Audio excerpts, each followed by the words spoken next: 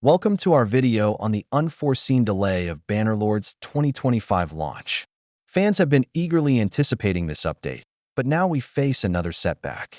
Over the years, we've seen numerous updates from Tale Worlds, each one fueling our expectations for a polished and engaging experience. But how have these updates shaped our hopes for the upcoming launch? Developers have shared insights into various technical challenges they've encountered. From optimization issues to unexpected bugs, these hurdles are critical for delivering a high-quality game. The delay has raised concerns within the community. Many players are feeling frustrated and anxious about their expectations and the future of the game.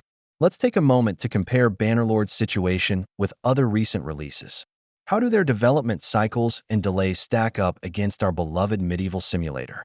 Fans are known for their creativity, and theories about the game's delay are running rampant. What are some of the most intriguing speculations we've seen so far? In light of the recent news, Tale Worlds has issued official statements addressing the delay.